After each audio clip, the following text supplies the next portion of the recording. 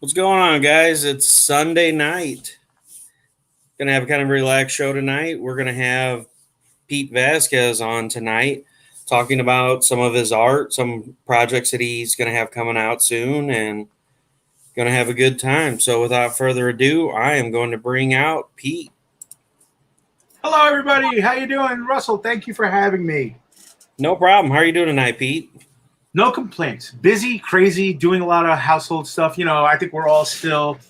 I'm in New York, so we're definitely still in a bit of a quarantine thing. But just handling things that you need to handle during these weird times and getting through it. But we're getting through it. So, and to everybody else, I hope you guys are doing well with it too. And if you're not, lots of positive vibes sending your way. So Yeah, it's that's kind of how a we're doing. crazy time. So everybody's in kind of a Crazy. different stage. It's like Yeah. you hear one person talking online and they're like, "We're under complete shutdown, everything's closed." And then you talk to another group and they're like, "Oh yeah, we went shopping today and we were at the park walking." Yeah. And it's like, are we on the same planet? Yeah, it's weird when it was bad here. Uh, we were the whole New York State, boom. But I live on Long Island, so I'm in suburbs of New York City. So it is definitely tri-state area shut down. Like, got friends who were essential, guys who worked for MTA and stuff, were sending pictures of the streets and like Times Square at noon, which would be jam packed with tourists, empty, and it was freaky, man. And it was really weird. But then New York, we slowly started getting not out of it completely, but we started everything kind of started to loosen up a little bit, and we feel pretty good. Like, I still kind of do it. I have my folks who are elderly living with me, so I used to do I do all the supply runs for them, maybe once a week, once every 10 days. So I'll go to the store, get what we need, come back, wash everything, jump in the shower, this, that, the other thing, all that stuff, just to be safe. But yeah, you do what you got to do to keep your family and friends and neighbors safe. That's all we can do. All right, so I understand you got some art you'd like to show off tonight. Oh my goodness, it has been a crazy time. I think the one thing, and you guys, I'm just going to say this out front. I'm I don't have really a mentor like a lot of people do, but there are some people I listen to in the art world and stuff. But if there's one person whose theories, or at least whose attitude I've vibed with and vibed off of, is Gary Vaynerchuk, Gary V. I know everybody's heard of him, or so most people have. And one of his things is you got to always keep working. And I really agreed with it. And I really realized this 3 years ago. When you'll be successful when you get to the point where the work, doing the grind, is more enjoyable than actually your success. You'll enjoy your success for what it is, and then you'll go right back to work even during your success. And that's kind of happened to me like 3 years ago. I really like being super busy and working and going crazy, and then you'll hit this big, like, okay, a perfect example is this year, a milestone for me. I actually had a milestone in 2020, so I'm pretty proud of myself. I got to go to C2E2 for the first time. It was a dream of mine. I always wanted to go to C2E2, and I got to go and have a table there. And that was a high point. I got to enjoy it. But as soon as the show started, get to work. Let's pump out commissions. Let's pump out artwork. Let's talk to people. Let's network and stuff like that. So that's kind of the mindset that I was in. So once work stopped, it stopped permanently now, but whatever. Once work stopped, I knew, okay, now I can full-time draw and paint and talk to the artists and get involved. I just knew that this kind of thing, virtual shows, were going to take some prominence, and I'm really glad that they did. And thank you, Russell, for having this avenue for us. I really appreciate it. So I knew that would be a big thing. So I just went to work. And now myself and my partner, Brendan, part of Fat Guy Inc., you can see it right there. That's our stuff. So you want to go check it out. We've both been busy. So I think the first thing I want to show you guys, yeah, we'll talk about the books next, but the first thing I want to do, I'm going to, if I can, do a little screen share, sir, if I may. Sure can. Fabulous. It's your night to shine. I appreciate that. We will go to... And so I just want to get this out there real quick, too. So StreamYard has been having problems since Friday. I see people that are on here watching right now, if you guys are commenting and we don't see your comments and we don't answer your comments, I apologize. I see you guys are here and I don't see any comments coming through. Everyone else has been having the problem. I haven't until now. So that's kind of frustrating. So Yeah, I see the people any. in here, but I just commented on the video myself and it's not showing up. So That's weird. It's super weird. So I don't know how to fix it. So we'll just roll with it. Yeah, it's got to be a glitch, I guess. Yeah, I don't know. That's technology for you. There's so many people using it now that they keep trying to add stuff to, to bring it out to more people. And so, hiccups happen, unfortunately. Yep. We'll do the best we can with it. Let's see. Give me 1 sec. I'm just pulling up the screen as we speak. Come on, baby. Come on, baby. Come on, baby. All right, cool. There we go. Okay, there we go. It's coming up now. So, yay, there it is. Okay, so it's delayed. Awesome. So I will bring up some stuff now so we can share and you guys can check out what's going on. We'll do a Chrome tab for right now, and we'll go to this. And if you share any videos, make sure you check the box to share audio too. I don't know if you have any videos. I don't think that I'll have any out right now because I know a few of my videos, the language isn't exactly the safest, and so I don't want to do that too. Just the first thing that we're going to do is we're actually going to go to the studio. This is my personal Instagram, but I'm going to load up the studio just to show you that we've been busy. We've had some stuff going on. This is the Fat Guy Inc. studio. It's Fat Guy Inc. 2014. Funny story with that. We tried to get Fat Guy Inc., just Fat Guy Inc. for our Instagram. Somebody else has it. He doesn't post on it at all, but he won't give it to us. So, okay. So we added the 2014. That was the year the studio was founded. So if anybody has any questions about that. And I'm going to show a link that's going to have all the addresses and stuff. My partner, Brendan, and I, we've been super busy. Lately, we've been sharing posts of stuff that we've been doing. If you see the Winnie the Pooh, that's on a mini canvas. So it's like a 3-inch by 3-inch canvas that he works on for certain things. And then on the other side, you see Beatrix from Kill Bill, and that's on a bigger 11 by 14 piece of paper. We'll move on again. Similarly, the Krang on top was Brendan. He did that on, again, another mini canvas. I did the Krang drawing. These were all for the June Toon drawing prompts. Just giving everybody an idea of, you've just been busy. We're both Judge Dredd fans, so dueling Judge Dredd's there. But we'll go down a little bit more. Here it is, actually. That's what I wanted to show you. That's a Koro Sensei from Assassination Classroom anime that Brendan did.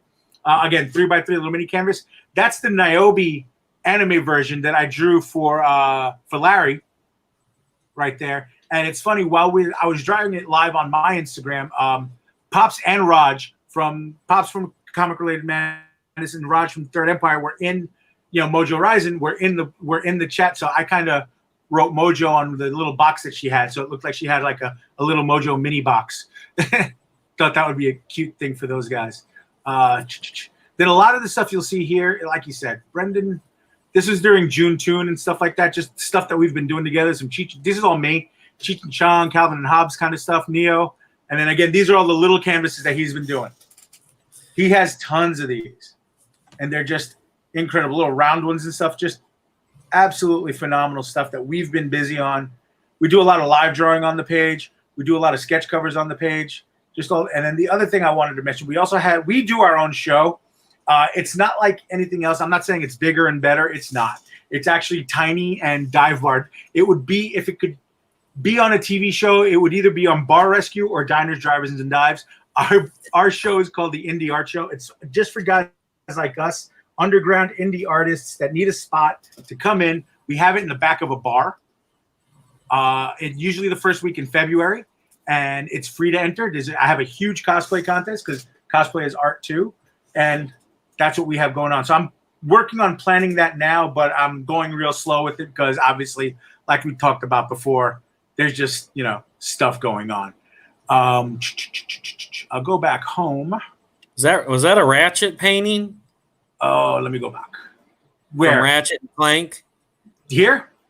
Yeah. This is Gur from Invader Zim. Yeah, Invader Zim. It was hard to tell That's tiny on my screen. So Oh, okay, I'm yeah. on my Chromebook. I got the tiny screen. The itty bitty screen. Like again, that was Brendan did that. Another canvas that he did, Hellboy. He's a huge Hellboy fan. My studio partner. This is a sketch cover I did for a client. That was fun to draw. It was a lot of fun to draw. He wanted a ranger and a turtle. I was like, well, here it is.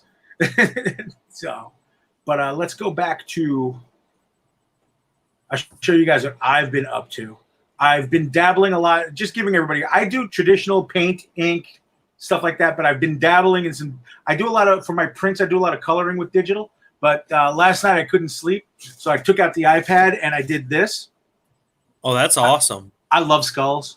I really like skulls, and I just couldn't sleep. So I just sat there, and then I went. I guess I eventually fell asleep. I wake up, I open the iPad to check everything out. And I'm like, wow, cool. So that was fun. These are two. I'm a big fan of My Hero Academia, the manga and the anime. Two characters that I've been drawing a lot of the main characters, so I wanted to draw some of the secondary and tertiary characters. So that's Pinky and Froppy in their school uniforms because I thought it'd be fun to do them. I think they're going to be mini prints. When I say mini print, we'll do little drawings and we'll print them out on 4x6 glossy cardstock, and we'll sell those for $5 each or 3 for $10. And they're fun because sometimes you don't have a lot of space to hang something, or you don't have a lot of money, or you don't want to carry around big things. The mini prints are perfect for people. They're a lot of fun, and we get to do a lot of different things with them. And then we'll just get to this now. We always have commissions open. I do too right now. I'll draw basically anything, but I tell people all the time, and there are people that do it, and I don't have anything against it or whatever. I just don't draw porn. You know, like there are people who will ask for certain things and certain characters in provocative positions, and I'm not a fan of that. So I'm like, hey, look, I don't really do that, but I know a couple people that do. I'm like, you should go check out blah blah blah in aisle 3. He'll do it for you, no problem, and he's amazing at it. And again, I'm not knocking anybody. If that's what you like, if that's what you draw, awesome, go for it, have a great time. But it's just not what I do. Hey, you know what I say, Pete? To each their own. Yeah, you know exactly. What? Exactly. And here's the thing. Sorry, you kind of touched on something for me. No, please. So go for it. As an artist, as a creator in the indie world, you have that right to say, no, I don't want to do that. And you see it all the time where artists will post, hey, I was given the opportunity to do this, but I'm not into doing this, so I turned it down. I'm probably going to be out a lot of money for it. And these people may not ever work with me again. And it's like, but kudos to you to sticking to your morals, because once you go outside your moral boundaries, you're no longer doing what you wanted to do when you set out to begin. Exactly. Now, people ask me, because I have a couple, I do a lot of charcoal drawing because that's like, I love drawing in pencil and stuff like that. And it'll be either a nude, or I draw a lot of suicide girls or stuff like that. Well, I thought you didn't do porn. I'm like, that's not porn. It's just, I've drawn nude men too. That's just a human body. That's different. That's art. Like you can see on this commission piece that I have here, I have a mermaid there. The original, she is topless because she's a mermaid, but she's not doing not safe for work things, which is exactly where I kind of draw. I mean, if it's artistic, and the nudity, there's a difference between tastefully, artistically nude and then downright right. If pornographic. Exactly. If the nudity is artistic and it fits, I'm going to do it. But if it's pornographic, I'm going to move you along. But I'm not going to be a jerk about it and be like, no, that's disgusting. No, I know a couple artists that do that really good, and they're amazing at it. So I'll get the business into their hands because, they're friends of mine, and I have sent people, and then they've come over and thanked me. A couple have bought me beers, and what I really like is they both, if they get somebody who says, oh, could you draw blah, blah, blah. One guy is not really an anime guy and knows that I am. He's returned the favor and sent people who was looking for something anime to me. And that's exactly how I love it to work. Artists supporting each other, helping each other, all that cool stuff. I love it. I love it. I love it. I love when we can all help each other out and build our community and build our scene and stuff like that. I adore it. It's great. It's my favorite thing. Speaking of which, I've had artists share this here that I got shown right here, and I'm always forever showing my other artists' work as well. This is my commission list. I do things a little bit differently than a lot of people. You'll see on a lot of commission lists, somebody will talk about, I do a head for this, a torso for that, blah, blah, blah. I don't do that because I just don't understand it.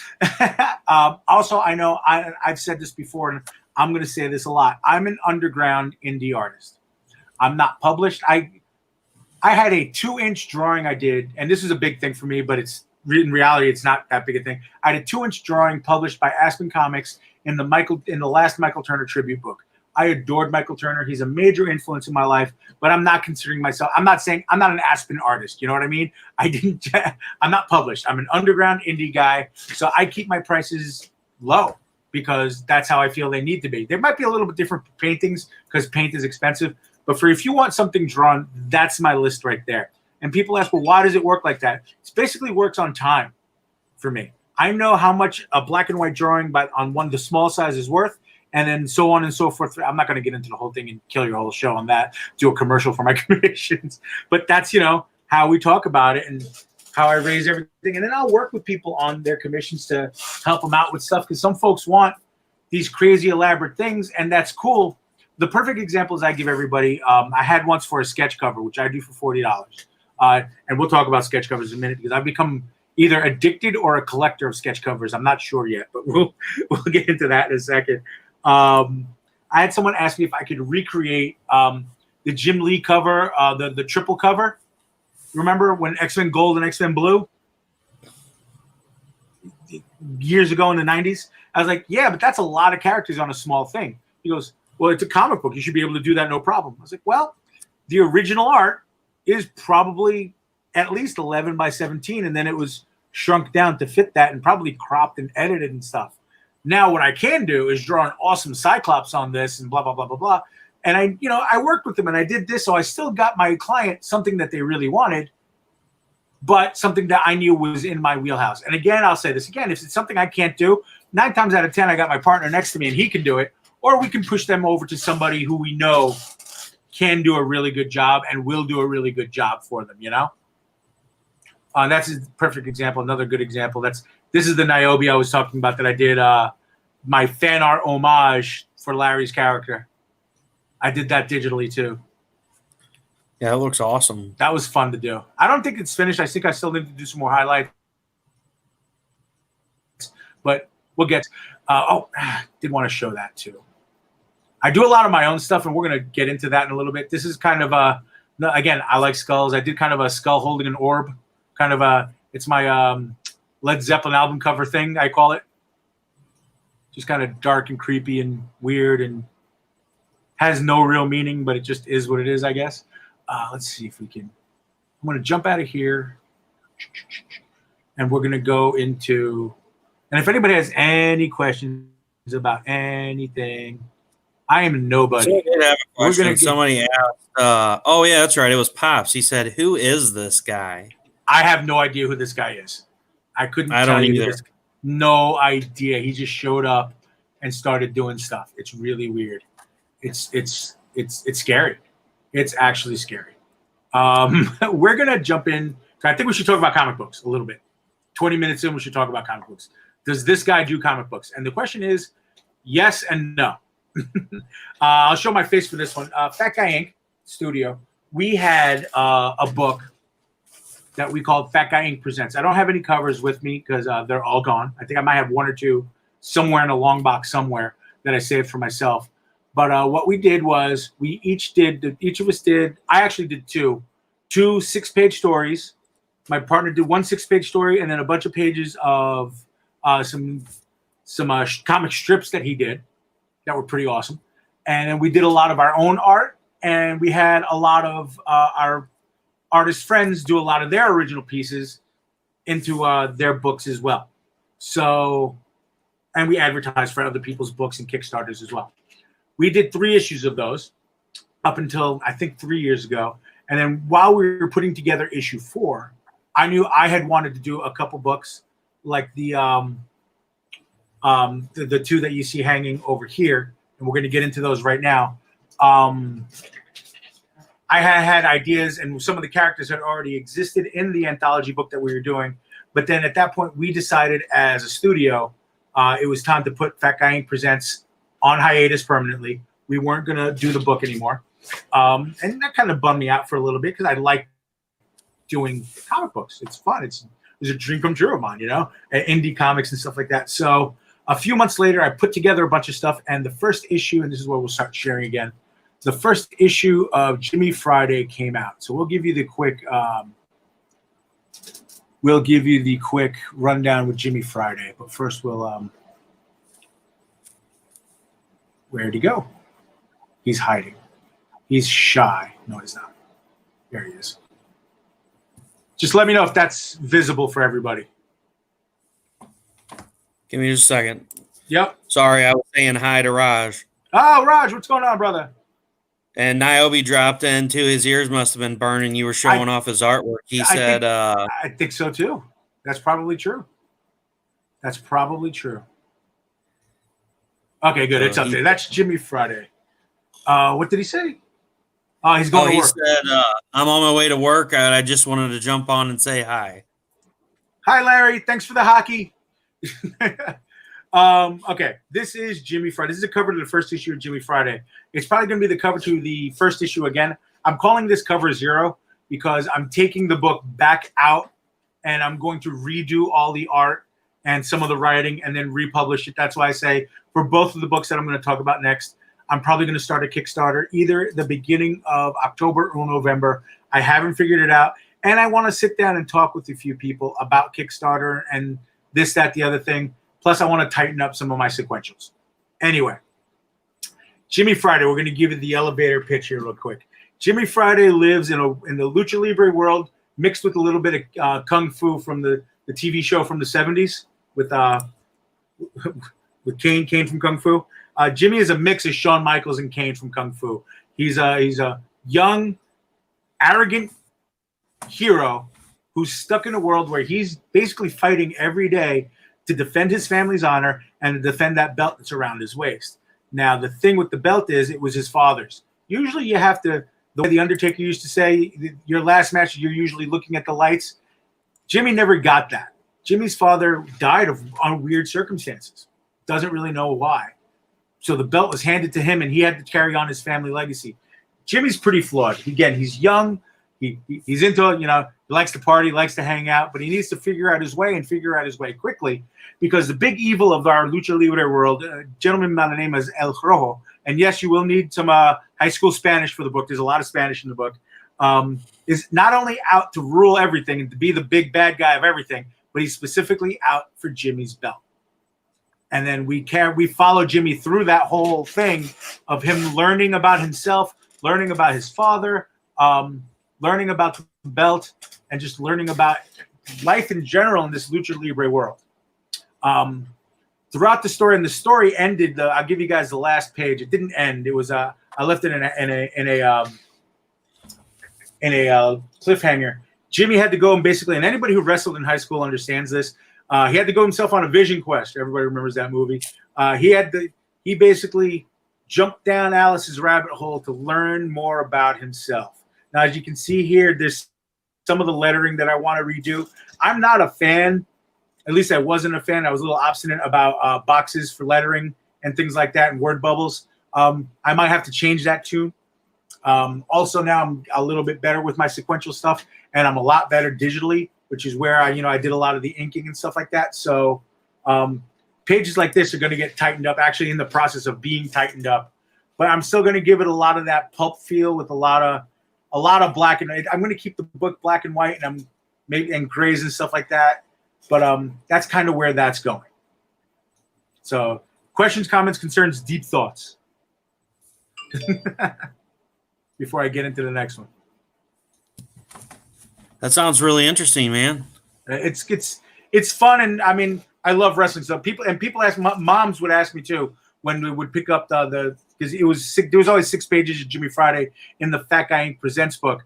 Moms would always ask because they'd have like an 8-year-old with them. Well, what's it about? And I was like, pro wrestling violence. And she goes, oh, he watches that all the time. He'll be fine. And that's really what it is. It's probably a PG-13 book because the worst thing that's in it is pro wrestling violence.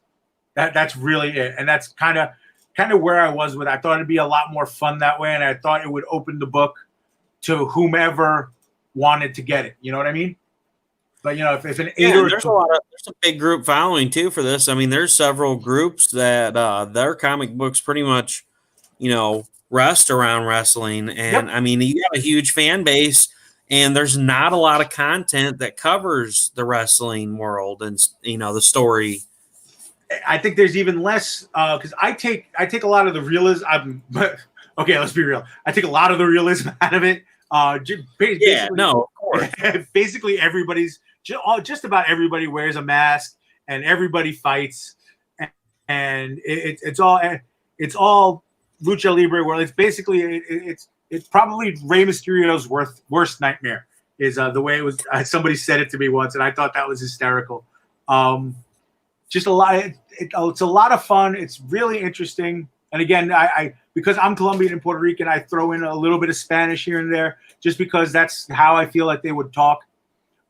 It's just a lot of fun. It's a fun ride. I want everybody to enjoy it and be able to get into it. But again, as an artist and as a writer, and Russell, and as a creator, Russell, I know you'll understand this. I wasn't happy with what it was. It wasn't tight.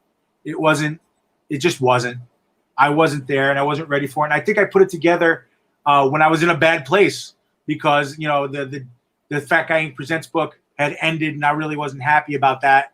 Not that I was angry or anything. I was just like, oh, I wish I still had a book I could do. So I think I kind of rushed this too much because I really wanted to make it exist. Well, that's okay. I'm going to take this quarantine and fix it and make it even better. Speaking of even better, there is another title, and we're going to talk about this for a minute, that I'm working on also. Attack on Cookies.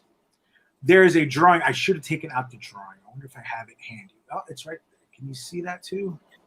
Well, and to touch on what you said too, there's kind of a fine line there too. Some of us, I mean, I can speak for myself. I'm hypercritical of anything that I do. So yes. I could do something. It could be the coolest, bestest thing ever made. And I'll be like, this is garbage. And I will work on it and work on it and work on it and work on it. And there has to be a point where you just got to stop and go, okay, you know what? Maybe it is good, and I just got to put my feelers out there. And, sometimes we do have to take a chance on that and let go a little bit. And then the other thing I wanted to touch on, too, that you had said is, being in a bad place always isn't a bad thing because that's sometimes when your greatest thought processes go on because you sit there and you put your feelings into words and you put them on paper. And sometimes some of the best stories are born in that. So, I mean, that's not always a bad thing if you were in a bad place when you were writing.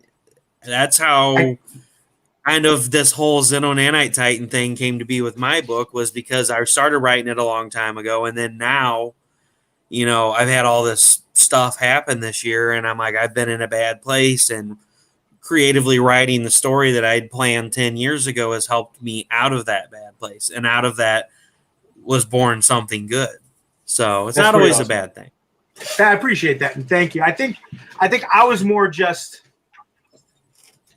I was emotionally hurrying, if that makes any sense. I was just trying to get stuff done so I could get it done because it'll make me feel better.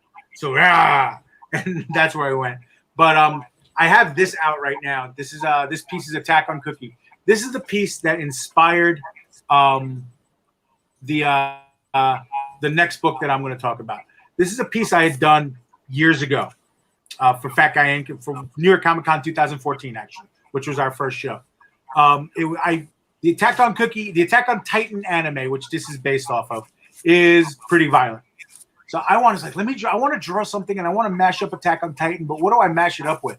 I was like, ooh, Muppets.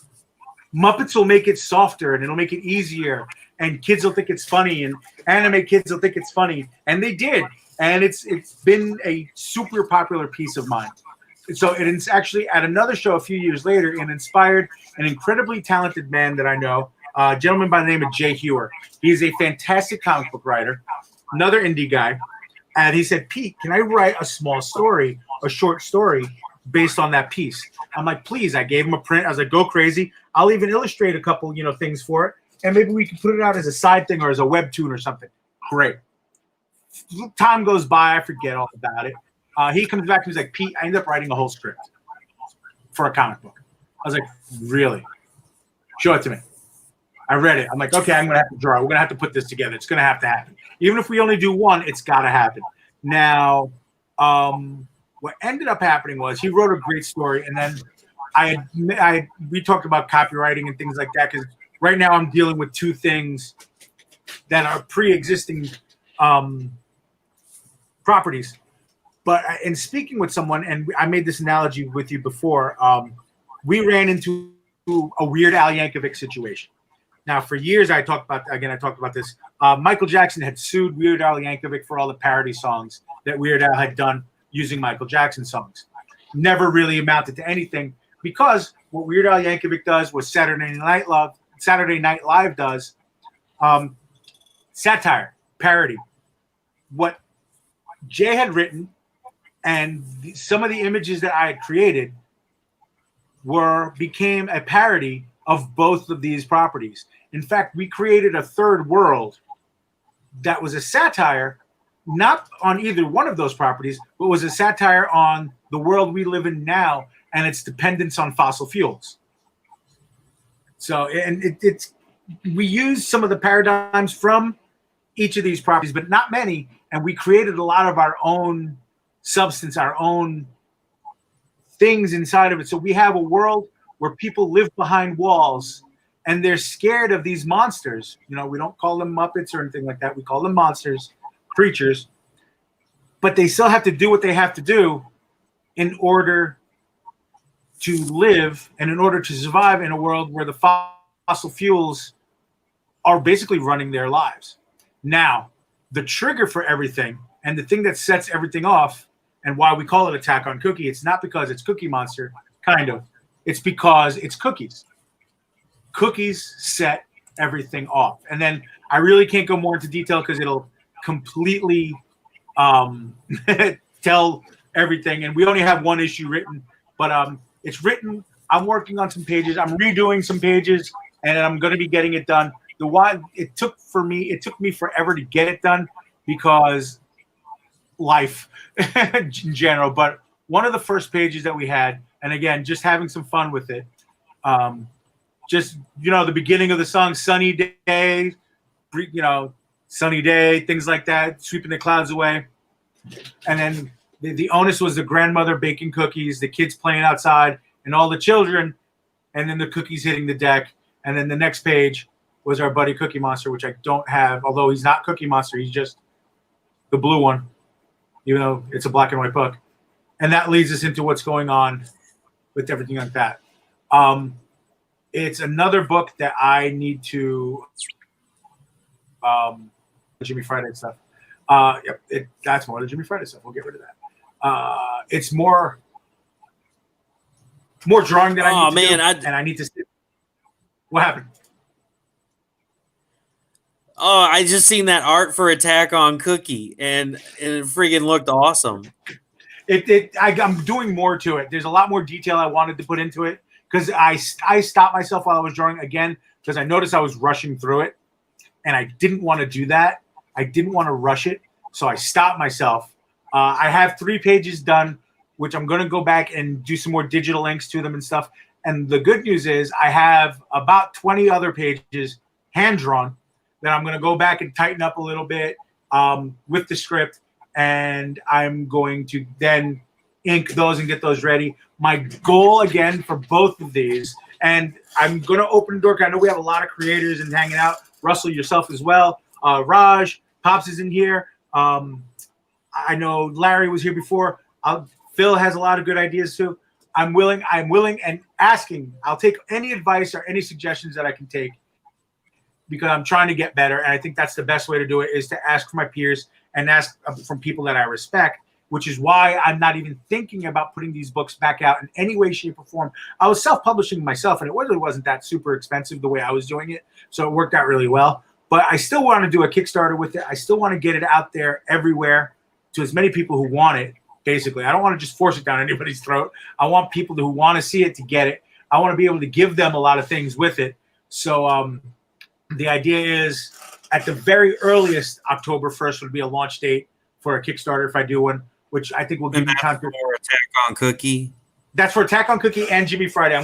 What I'm gonna do is my plan is to do the book for Jimmy Friday and the book for Attack on Cookie, and then launch a Kickstarter at the earliest October 1st. In order to, and I'm gonna have both books available, so it's gonna be like a set thing. It'll be a single Kickstarter, but you'll have to where you can pledge for one or the other or both, basically. Correct, exactly. Because I think that'll give me more stuff and more, avenues for people to do stuff. Also, the Attack on Cookie, we don't know if we're going to do a second book or if we're only going to do one once in a while, like maybe once a year, once every couple of months. The Jimmy Friday, I'd like to put out more regularly if it's received well.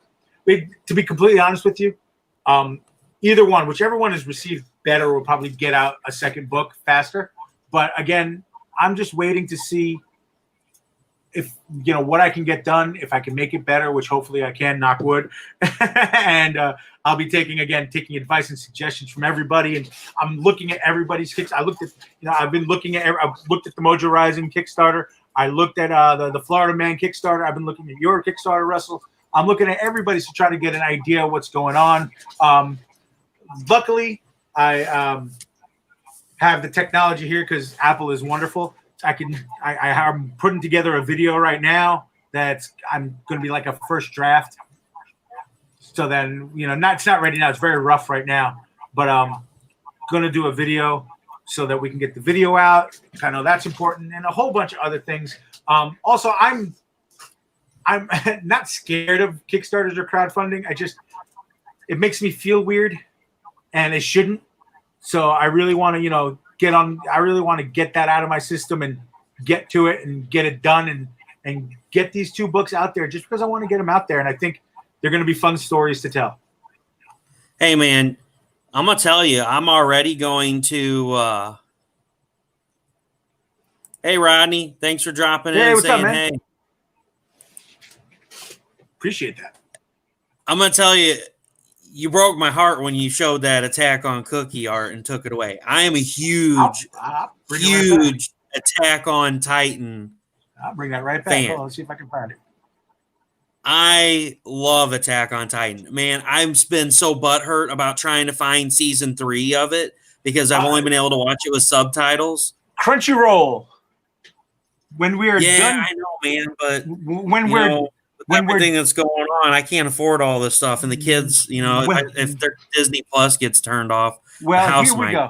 The good news is this: when we are done chatting here today, I will go to my Crunchyroll because I have the ability to send guest passes, so you can try it out for a couple of days for free. So I will do that, and I will just message you when we're done here. I'll log into my Crunchyroll. I'll get the guest pass for you, and I'll email it over to you so you can get a guest pass. Yeah. So in other words, you're telling me for the next few days I won't be doing anything but watching Attack on Titan. There goes any more work getting done on the book. I think movies. I think anything streaming right now. For me, it's anime. I've caught up with a lot of my reading and a lot of my manga and regular reading, but anime, I keep catching up and then adding more stuff, So I'm praying for rain on certain days so I have an excuse not to go out and just sit on the computer and watch anime all day because it inspires me and it makes me feel good. But let's get to the screen share. I'll show you. We did do a preview of Attack on Cookie, and let's get it out here. I did 3 pages, and that was the first page, and then this was a 2-page spread that I did. So that's how it looked. I want to go back into this. There's a lot more detail that needs to be done. I see it. See how Grandma was really fully detailed? I was obviously having a good day down there, but there's more stuff that I need to do everywhere. And to do more things and just all sorts of fun stuff that I need to get done with it. But that's what's going on with it.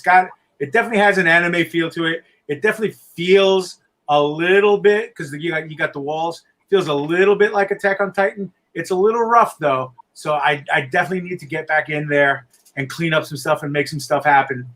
But it's happening. It's going to happen. It's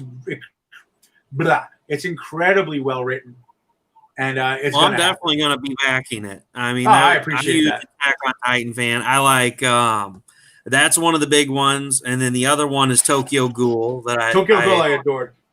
That's Tokyo another big Ghoul, one I've been watching. Full Metal Alchemist is my favorite. Man, I've probably watched that 100,000 times.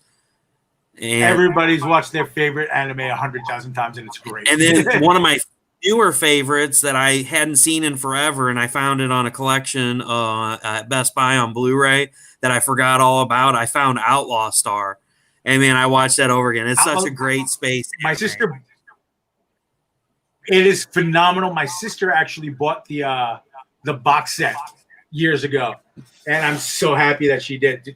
To be able to have that, to be able to be like I before my job was 86, I bartended. And coming home at all hours of the night, be like, wow, I can't sleep. What do? I don't want to watch anything new because I'm tired. You know what? Grab the box set, throw in a couple episodes of Outlaw Star, feel good about things, go back to sleep, and it's wonderful. So, yeah, that's what's currently with all the new stuff that's going on with me. The Kickstarters, again, will be coming up down the road. Artwork is being worked on. I do have a lot of stuff in the pipe. And, again, we talked about before. We talked about this a couple times. Had plenty of time, been drawing a lot, painting a lot. I can't even get into how many little canvases and 8x10 canvases and canvases like this behind me that I gotta, get to work on. Oh, that's what I even forgot the other thing. There might be one of the things that might be added as a goal or as a tier on the Kickstarter. If you see behind me over my shoulder here, the Day of the Dead piece that I have there. I'm a big fan of Day of the Dead art. Huge. There's an artist. She's incredible.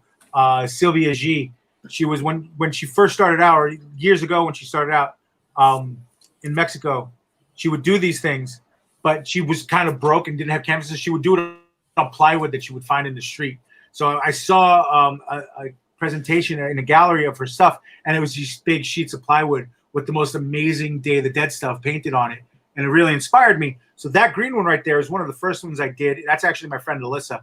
I was talking about it with a couple artist friends of mine, and I will be doing a full color Day of the Dead book, art book. That's, no script or anything like that. It's just art, different Day of the Dead stuff, different. Again, I have a skeleton thing, so there'll be different skeleton pieces and things like that in the book. I'm just going to put that out. So I haven't decided if I want to put that out as a prize on the Kickstarter or something out on its own. Things are, it's weird to make these decisions without cons, because I'm like, okay, I could have this done for New York Comic Con, and I could do this for this con, and I can do that for that con, and you could be ready for all these things, but not really. So you kind of have to do whatever there. But I've been putting out I've definitely been putting out a lot of stuff. Following me on Instagram is, if you have that, is the way to go. I'll even post the thing to my Facebook. I'm just busy, super, just getting, not even because people are asking for stuff. I'm just keeping myself busy, because I think that's the best way to go. Idle hands are the devil's playground, and I really don't want to give him too much more to do with me. I have some of the print library that I have I could share if you'd like. Yeah, no, you can totally do that. I'm just grabbing the link to your page so I can throw it up in the comments. At so Facebook.com. Don't mind me looking down, I'm grabbing links. Fantastic. It's Facebook.com /PEAT11717. And then what we're going to do is we're going to share some stuff. This is some stuff that I've been working on. Again, I'm super anime, so you'll see a lot of the things. Top left corner, that's Ryoko Matoi from Kill la Kill. It's Suri from Demon Slayer. Wow. Again, this is the mermaid piece I was talking about before. This is the PG version. I covered her up a little bit. There was a drawing contest on Instagram a few months back. It was draw this pose, Sailor Moon in this pose, but in your style. So that's what I did. I'm a huge Star Wars fan, and I love Ahsoka, so I decided, boom, there you go. Again, another anime page. The two black and white ones are definitely my wheelhouse when I draw. It's I love pen and ink. And on the bottom, you can see I also have a sick fascination with Deku. Don't know why. I hated him. I hated him the first 5 episodes. But whatever. Anyway. All right. Power Rangers. We all love Power Rangers. In the middle. Anybody who doesn't know the anime Death Note, that's the gentleman there is L from Death Note, and then Detective Pikachu. L is in the anime the world's greatest detective there. Obviously, we all know that Detective Pikachu is the world's greatest detective. So that's the name of the piece. 2 of the world's greatest detectives. It was fun. That was a Death fun Note. Death Note is such an awesome story because just when you think you know what's going on, it totally changes. Yeah, you know nothing. You know nothing. I personally, I think Death Note. I'm very happy that I read it first. I read the manga first. Death Note is damn near perfect as far as I'm concerned. Damn near perfect. Oh, the awesome. anime was phenomenal. It's absolutely phenomenal. I definitely recommend it to anybody who's never looked into anime at all, or even somebody who's never seen it before. The Death Note, the manga is the way to go, but the anime that's on Netflix, not the Netflix live action, that was trash. Yeah, but not the live action. Yeah, but the anime that's on Netflix right now it's a pretty damn near close to perfect a translation of the manga to anime. The only other one that I think is better, the movie version of Tokyo Ghoul, the anime version of Tokyo Ghoul, did that as well. They even did a live action Tokyo Ghoul that was pretty much panel for panel from the manga. So I was super happy about that. Bottom 2 pieces. Have you ever drawn the Shinigami from Death Note? I haven't. I haven't done them yet, but it's on. I literally have a list of stuff that I want to draw. So I look at that when I get stuck, and I'll just draw something. And he's on there. Both of them, 2 of them are on there. So I just get stuck drawing L all the time. It's just it's just weird. The Batman Bruce Lee piece was actually toys. I draw because people, fan art. Where do you get your reference from? I was like, you'll see a picture and you'll think it's cool, but you'll want to draw something in your style. I draw a lot of toys because you can position the toys in certain ways so you can get your own thing going on. I like that a lot better. I also, with a lot of things, I like to take a pose, like let's say from a magazine, like you get a Life magazine. I'll just throw a magazine. You get a Life magazine, open it up. Okay, look at that. She's standing pretty interesting. I can turn her into a superhero. I draw a lot of cosplayers too. And I'm always sure to credit the photographer and the cosplayer when I post it up. And I ask their permission if I can scan first. So it works out really well. The Spider-Man Spawn that's down there, that was a commission that the friend of mine said I could make a couple prints because his 2 favorite characters are Spidey and Spawn. So there you go. Here we go. Rose Tyler from Doctor Who. I drew that Joaquin Phoenix. That was a big poster board that I painted at a show, not a convention, at an art show. And before I was even done inking it, the gentleman is like, I own that now. I'm like, cool. I love those words. More anime stuff. And of course, the child, because I have him happy and I have him sad here. Okay, I am a wrestling fan, and there's 2 good stories out of this. And then we'll go into the newer stuff on the bottom there. And then we'll go into the Day of the Dead stuff. The top stuff is actually that Frieza was a toy on the top right. The bottom is CM Punk, and I'm a big CM Punk fan. I wanted the challenge of drawing his tattoos. The Captain America with Meow Meow. I can't say it the right way, so I say it Meow Meow. Sorry. This was drawn. We were at Awesome Con when Endgame came out. Awesome Con started on a Friday. We had midnight tickets Thursday, the night before, to see Endgame. As soon as we got out of the movie, I started drawing.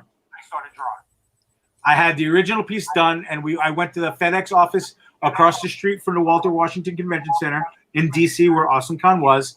I drew that up. He made a bunch of posters for me. And then what I did was I took a piece of paper over the original, and I covered up from his shoulders down to his knees, and I wrote the word spoiler over it.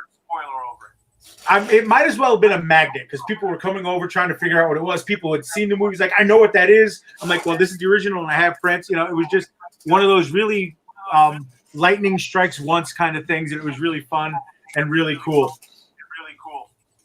And so that Captain America, I will put out any more of them. I guess it's a by request only kind of thing. Again, more anime stuff on top, although you will notice that's Reaper from Overwatch because I love video games because I'm a child. I'm a 46-year-old child. These are the days. I recognize that character on the right. Kirishima. And that's Ruby on the left there because I adore RWBY. The bottom are Day of the Dead girls. The green one is my friend Alyssa. The blonde in the middle is my friend Heather. And actually the red and blue one on the right is actually, I used, I modeled that face after Nikki Bella. I don't know why, I just did. But I have a few more Day of the Dead stuff that I'm working on, but I love doing Day of the Dead stuff. It's my thing. Again, we've seen these before. You remember having the I might be aging myself. There was a Shogun Warriors, they had a Godzilla where the hand would pop out, big plastic Godzilla. So I wanted to draw Shogun and Tranzor Z and stuff, great Mazinger. So I wanted to draw my own. And obviously that's Beatrix from Kill la Kill, the Orb guy I talked to you guys about before. And here's some of my more well-known stuff and newer stuff. This Tanjiro, I drew this at C2E2 this year. All done. I had just taken a photo of it because it was still wet, and then a kid ran over and bought it from me. I'm like, sick. All right, cool. And again, I'm a big My Hero fan. Again, pen and ink, the dip pen and ink. All Might versus All for One. That fight just resonated with me. The Attack on Cookie that's up there. It's a Stormtrooper. And one of my well-known mashups that a lot of people know, I like to mash up Grand Theft Auto with stuff. And this is the one that's the most popular. I mashed up Grand Theft Auto with SpongeBob, Bikini Bottom. So you got SpongeBob smoking up there. Patrick is taking jellyfish to the next level. Plankton and Squidward just being badass. Sandy and Mr. Krabs recycling for some odd reason. Maybe they were drinking, I'm not sure. And SpongeBob and Squidward enjoying some seaweed. And we're just leaving it like that. Just enough. We're not talking about that anymore. Another piece that again I love. That Tokyo Ghoul piece looks awesome. We will get to both of those in a second. The top, that was a Porg. I saw that after watching episode 2 or episode 8, I guess, because the Porgs they resonated with me, and I thought they were Pokemon. So I got a Porg on a Pokeball. The next two are actually both photographs of cosplayers that I took at two different shows. Oh, my computer just crashed. No, it didn't. Okay. That's a Black Cat Spider Woman. Took the photo. I forget the cosplayer, but I have that. I have everything credited for. And that was another cosplayer who was dressed up as Satsuki Kurian from Kill la Kill. And the angle was just dope. And these are photos that I took that I just edited. So trying to add new things to the wheelhouse, trying to continue new things. This is a Wolverine that was inspired by Sam Keith, and I love Wolverine in Japan. Poison Ivy that I drew at a comic book shop. And yeah, there you go. Ken from Kill la Kill. And Toga from Kill la Kill because I love her. I'm Kill la Kill, excuse me, Tokyo Ghoul. Another, like I said, drawing off toys, Harley Quinn, because I don't like this version of Harley Quinn. So I saw the toy, and the toy was very PG. So I was like, I'm drawing the toy because I'm a Jester Harley Quinn guy. I don't know what was wrong with me this day, but again, another one of my more popular pieces, another mashup. Deadpool and SpongeBob at an amusement park.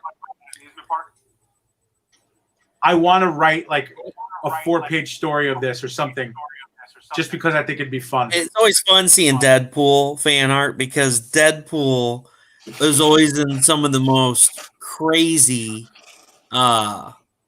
situations. Like Chris McJunkin, I had him on last week. He has one with Deadpool riding Falcor. And it's that's fantastic. he always has at the cons, and it's this huge banner piece of Deadpool riding Falcor and it from Neverending Story. That's phenomenal. That was a Miles Morales painting I did. And again, I don't know why I have the Tanjiro twice. I'm just gonna really quick. I know we're coming close on time. Come close on. Come on, computer, behave yourself. That's actually a digital piece I did of Tommy Shelby from Peaky Blinders, Cillian Murphy. I adore Peaky Blinders, and I wanted to draw him, so I did it digitally. And this is the piece I talked to you about before. It was a commission. The gentleman who I commissioned me to do Armored Batman versus Hellboy, I did it, and he said I could make a couple prints. So I made like 10 prints. I still have like 1 or 2. And yeah, they did. The original piece was like 16 by 20, watercolor and ink. Had a lot of fun doing it. It was a great idea. At least I thought it was a great idea. And yeah, so he thought it was a great idea too. All great ideas unless you don't try them, right? Right, exactly. It's got to be tried. I mean, trust me. There's plenty of stuff I've tried that has disappeared off the face of the earth because it was like not good. So you know. So we'll do this really quick. I know if anybody's looking to figure out who I am or where I am, that's all that stuff. The Facebook, the studio's Facebook, my Instagram, the studio's Instagram. I'll leave that up there for a second or two so people can take a look at that. And I will stop sharing. And there we go. So I hope everybody had a tour of all my crazy, stupid stuff. As I shamelessly plug my prints and my shop and my studio. We actually had a website, but then the website didn't do. It's not that the website didn't do well. It was we had some trouble with it. So we decided to go to social media. It was just, you know, you said before, technology is weird. We were just having some technology problems. So moved it on. Did away with it. Well, yeah, and the thing is, too, is social media is free and website costs you a ton of money to keep. It wasn't even that. It was the deal wasn't there. And I'm just going to leave it at that. The deal wasn't there to turn it into a storefront. The deal just wasn't there. And again, if we were a little bit more, again, we're underground indie guys, and I didn't see the deal as something that could work. So I decided we still have the website, and it's fine the way it is, and it directs everybody to where we need to go, and everybody knows our social media, and we're not shy about posting it and sharing it. So, I mean, it's right there. We have no problem advertising and marketing for ourselves.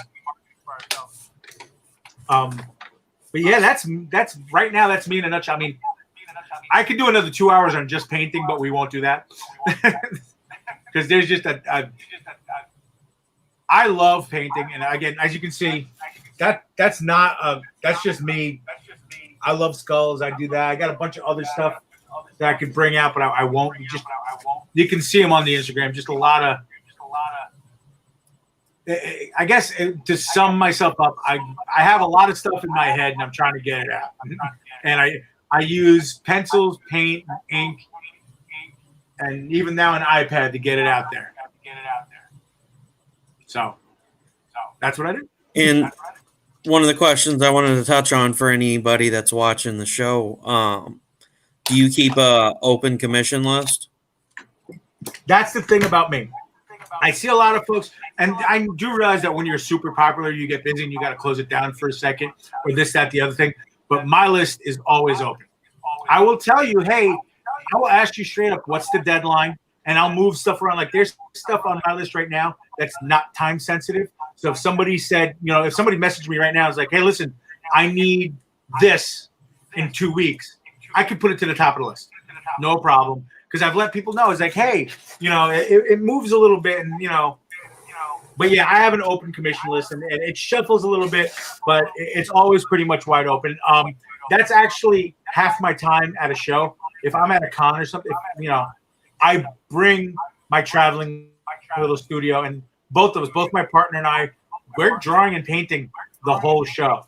Like generally the whole. I mean, yes, we'll talk to people, we'll engage with our customers and stuff, but if I'm always drawing and I'm always getting stuff done, and then the con commission list is always something that you end up having to take home with you. Like I know New York Comic Con, we'd start advertising for New York Comic Con, and then you'll have a few commissions to bring in for Thursday. And then what ends up happening Thursday night, you go home or go back to the hotel, and you're up till 2 in the morning drawing. And that's awesome. So, well, that's always the fun part about visiting cons too, is, you know, going through Artist Alley. I mean, and I was really shocked when I went to C2E2 last year when I went through Artist Alley, and there really weren't a whole lot of artist drawing. Now, granted, there was a lot of the popular ones that had lines that went all the way around the building, but, you know, it was really cool to take a few hours out of my day to stop by booths with, you know, people like you that would sit there and, you know, they would conversate, but they would work on their art. And I think it's fascinating to watch each artist and, you know, see the technique and see how their visions come to life, because everybody has a different process. Everybody starts in a different place and ends in a different place. You know, some people, it's amazing. It's amazing to see so many different people and so many different techniques and how their stuff comes together. And that's what's so nice about doing these online cons now. I mean, I hate to say it like this. If there's one positive thing that has come out of 2020, it's been the amount of online interaction that we're able to have with artists. I absolutely agree. I love cons. I love getting to meet you guys in person. I love being able to come up and talk and interact and get you to sign books and take pictures with you and shake your hands. But a lot of the big time artists, we don't get that amount of time at a con. It's, hey, what do you want signed? Cool, thanks, hi, bye. You know, because there's 30, 40 people behind you, and you don't want to hold them up and you feel bad, but you have so much stuff that you want to ask them. And, you know, this online platform has forced a lot of them into it, and now you get that personal interaction because, you know, they're online drawing. And, get out of here, Ed. You're online drawing, and I can ask you a question, and you look up and you see that question. You're like, oh, hey, Russ. Yeah. You know, and they answer it. And it's so awesome because you get that personal interaction. And that's why I started Art Exposure 2 years ago. That was my thing. You know, when I first became an admin of Comic Book Nation, I talked to Chris and said, hey, I got this idea. I want to do an online platform. I want to start kind of like an Artist Alley type thing like they have at the cons and call it Art Exposure. Let's bring on some artists that are not very well known, some artists that are well known, pretty much anybody that wants to do this, and get them online, let them test the waters on drawing live and getting an online following. And if they take off from there, then awesome. You know, I want to try to get these people out there, you know. And Finn Edwards, I had on a few weeks ago, they went on live with me. Nobody really knew about them. And then 6 months later, they had 40,000 followers watching them draw. Wow. So, and it's really awesome. And I don't say that to brag about it. I just say that that's pretty cool, though. Try to motivate and give people inspiration to say, you may think that your art sucks. You may think that you're a horrible artist, but you will never know if you don't put yourself out there. And so that was kind of the whole thing. And so now it's funny. For 2 years, I harassed all these people. I'm like, hey, come on and draw live. Hey, come on and draw live. And then here we are 2 years later. They're like, hey, can I get on your show? Hey, can I go live on here? And I'm like, yeah, that's what it's here for. That's awesome. It's funny. I had a professor years ago when my second degree is graphic design because I wanted to learn that stuff while it was new, when it was coming up and stuff. So I was older, but I had a professor. It's actually funny. I think she was probably like 2 years older than me, which is hysterical. But anyway, I'm sitting there drawing, and then it was a drawing class. It wasn't a digital class. I had to, because for the curriculum, I had to take a regular drawing 2 class, 2-dimensional drawing. So I'm sitting there drawing a portrait, and some of the guys in the class are coming up behind me, like, holy cow, wow, oh my God, blah, blah, blah.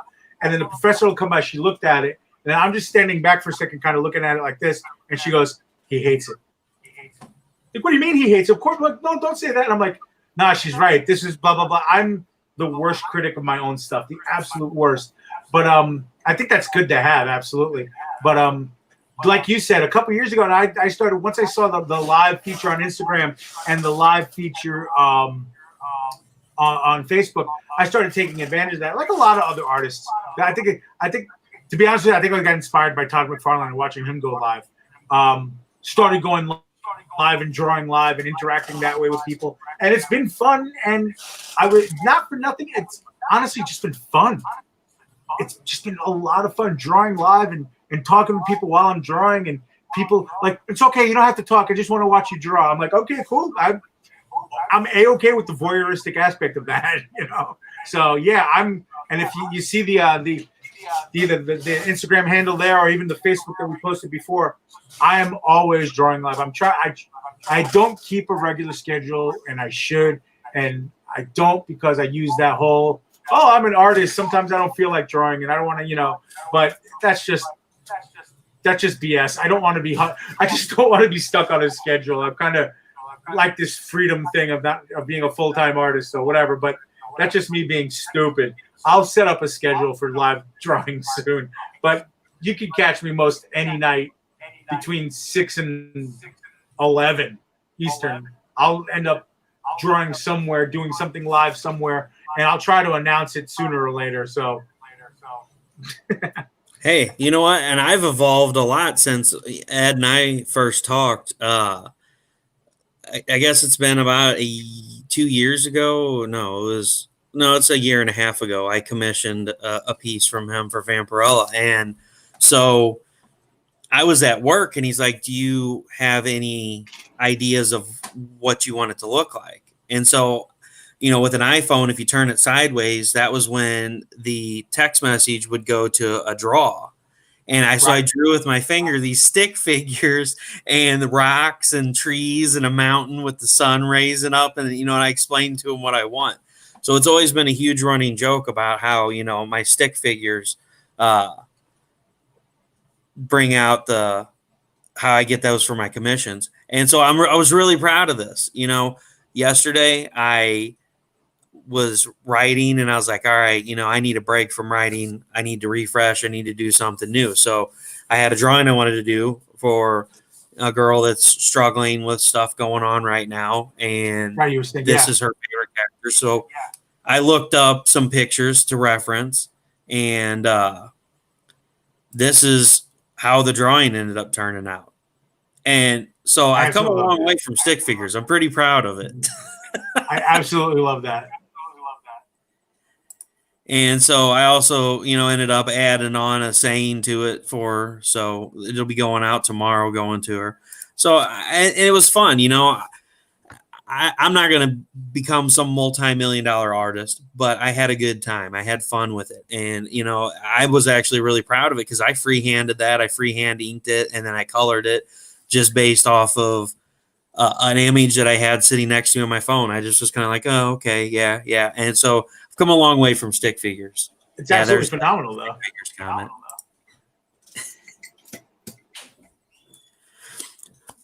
Good well, stuff. Pete, it was fun having you on here. I'm sure you've got work and stuff to do. Thank you so much for coming on the show. I think I have to walk the dog, to be honest with you, but I absolutely I can't tell you how I appreciate it.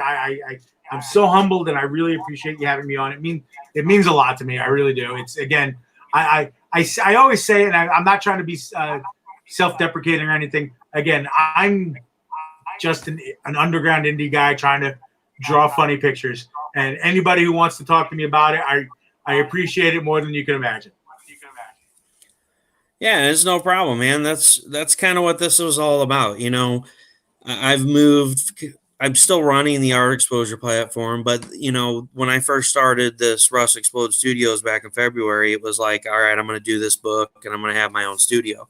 Well, the artists that I commissioned to do pieces for the book, I was like, well, it'd be really cool for the people that buy the book or that are friends of mine that don't know who these artists are to bring them on the show and do an interview. And that way people that are, you know, buy the book or go, who's this artist, or friends of mine that are like, who's this artist he always talks about, they could go back on my page and find these videos and watch them, you know, who CB Zane is, who Ed Williams is, who Finn Edwards is, who Wendy Steen Shaner is, who Peat Vazquez is. You know, and hint. No, I'm just kidding. So it was really cool. And that was all it intended to be was, you know, I was just bringing on those 10 artists. Well, after like 2 shows, I started getting questions. Hey, when are you going to bring me on your show? And I'm like, well, it's not really a show. I'm just kind of like talking to the artists on there. But like, if you want to come on, then I have no problem. We can get on there and BS for an hour or two. And then here I am, a month and a half, 2 months into it. And now I had to schedule 2 days a week because I got so many people. And it's been great. I'm not complaining whatsoever about it. I am That's not. phenomenal. I don't want anybody to ever think I'm complaining. I'm humbled that you guys want to get on the show with me because I'm not some kind of, world-class interviewer or anything like that. I just genuinely enjoy watching you guys do your thing. I enjoy promoting you guys. I enjoy seeing what you guys do because I've always been fascinated with art and I really do love it. And I really do appreciate each and every one of you taking the time to come on here out of your life to say, hey, this is me. This is what I do. Do you have any questions? I'd be more than happy to answer them. And I am super stoked and look forward to October to see Attack on Cookie. I hope so. Well, if you want to give one last shout out where everybody can find you. Ladies and gentlemen, thank you. Again, Russell, thank you so much. I super appreciate that. Let me do this since it's the easiest way to do it. There we go. There we go, folks. That's where you can see me. You can find me. Fat Guy Inc. Studios. That's the studio. Me and my partner, Brendan. Obviously, my Instagram is right there. Pete. Fat Guy Inc. Instagram is right there. Or on Facebook. It's easy. It's Facebook.com, either Pete, P-E-A-T, or Fat Guy Inc. Check it out, folks, please. I appreciate that. Yeah, thank you very, very much. Russell, thank you very much. I appreciate it. Again, humbled and grateful. Thank you. You are very welcome. If you want to hang out in the green room for a few minutes, I'll be back there shortly. Sounds like a plan. All right, guys. I appreciate you guys being here tonight. We had Peat Vazquez on. He's got some awesome art that he does. If you guys get a chance, follow him on Instagram. I've joined in a few of his live drawings on Instagram, and it's been a fun time. It's kind of like on a uncensored show where he just shoots the crap with you, and you guys talk about anime and stuff like we did tonight, and it's a great time. Definitely look him up, give him a follow, see what kind of stuff he's putting out, and also I've posted in the comments the link to join his Facebook art page. Definitely go by and give him a like and check him out. This is what it's all about, guys. Last week when Chris McJunkin was on, it was awesome seeing that there was relationships made just from doing these shows. It really hit me in the heart to know that what I'm doing is actually doing something, that I'm not just bringing these guys on here and we're just blowing hot air out there, that we're actually making relationships with people. And that's what it's about. There's several artists like Chris that I have followed for several years that, I'm constantly posting his art up, and people have never seen him. They've never ran into him at a con. They've never seen his art. And so this was a way for me to give back to him for all the awesome pieces he's done for me over the years and say, hey, let's get on here and talk about your art and get it out there and let people get a chance to meet you. So this is definitely what it's all about. And it's great having all these artists on, and I hope to keep doing these shows in the future. And one last thing I wanted to comment on, the book will be done tonight. So spoiler alert, the last chapter, I am on it now. It will be done probably in an hour or so.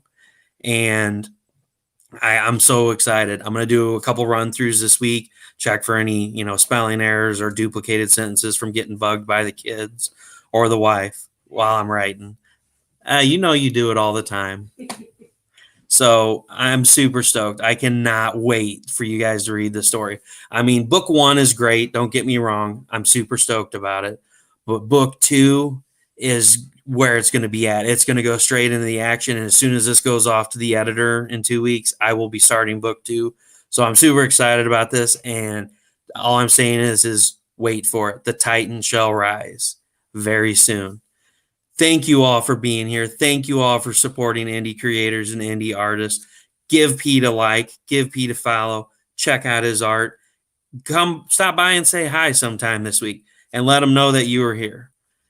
And for all you that watch this back, I appreciate you too. I know everybody's got a busy schedule and can't always be here. So I appreciate y'all. You guys have a great night. I will see you Tuesday with Eve.